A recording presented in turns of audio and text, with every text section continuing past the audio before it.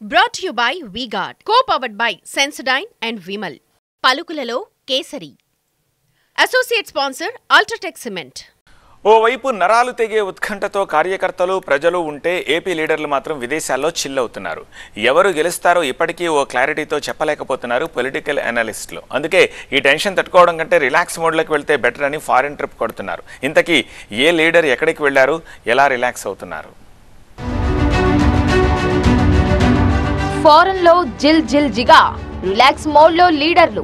Results తర్వాత ఎలాగూ బిజీనే.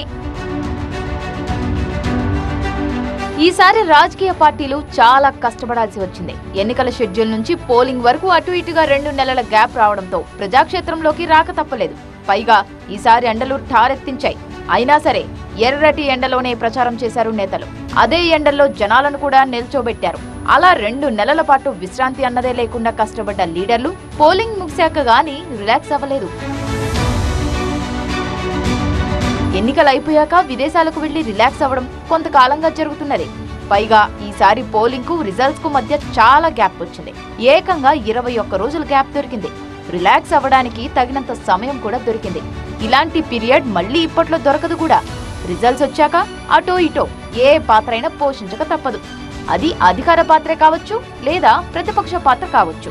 అందుకే ఈ 3 నెలల కష్టాన్ని మర్చిపోవడానికి, రాబోయే రిజల్ట్స్ ను తట్టుకోవడానికి, మానసికంగా తమను తాము సిద్ధం చేసుకోవడానికి ఈ పీరియడ్ ను బాగా ఉపయోగించుకుంటున్నారు లీడర్లు.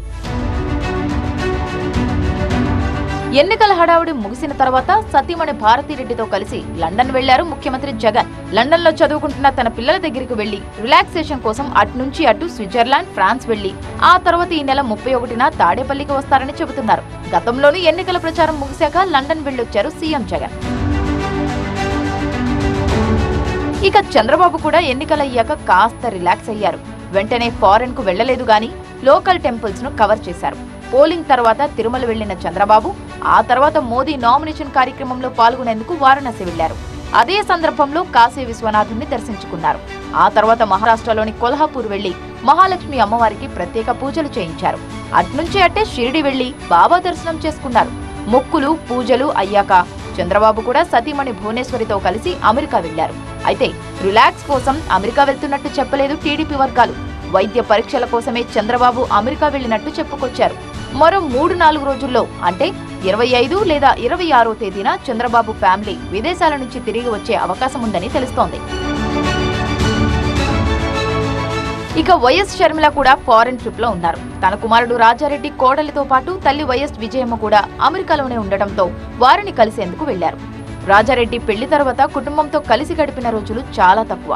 అప్పుడే కొత్తగా పీసీసీ చీఫ్ గా బాధ్యతలు తీసుకోవడం, ఎన్నికల షెడ్యూల్ రావడంతో పార్టీకి ప్రచారానికి సమయం ఇచ్చారు. అందుకే పోలింగ్ అయ్యాక నేరుగా అమెరికా వెళ్లారు. ఫ్యామిలీతో సమయం గడిపిన తర్వాత జూన్ 2న తల్లి విజయమ్మతో కలిసి షర్మిల ఇండియాకు వస్తారని చెబుతున్నారు. మొత్తానికి అందరూ రిజల్ట్స్ కు ముందే ఇండియాలో ల్యాండ్ అయ్యేలా ప్లాన్ చేసుకున్నారు. ఓవైపు లీడర్లు ఫారెన్ లో రిలాక్స్ అవుతుంటే ఏపీ ప్రజలు కార్యకర్తలు మాత్రం జూన్ 4 ఎప్పుడొస్తుందా అనే ఉత్కంఠతో ఎదురుచూస్తున్నారు.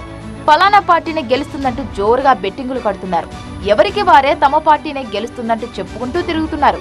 81% పైగా పోలింగ్ నమోదవడంతో వైసీపీ, టీడీపీ కూటమి ఎవరి అంచనాలు వాళ్లు వేసుకుంటున్నారు. పాజిటివ్ ఓటింగ్ తో తామే గెలుస్తామని అధికార పక్షం ధీమాగా చెబుతోంది. కాదు, అది నెగిటివ్ ఓటింగ్ అంటూ టీడీపీ కూడా గట్టిగా చెప్పుకుంటోంది. పార్టీ నేతలు, కార్యకర్తలు, ప్రజలు ఈ టెన్షన్ లో ఉంటే పార్టీల అధినేతలు ఫారెన్ లో చిల్ అవుతున్నారు. Brought to you by V-Guard, co-powered by Sensodyne and Vimal. పలుకులలో Kesari. Associate sponsor UltraTech cement.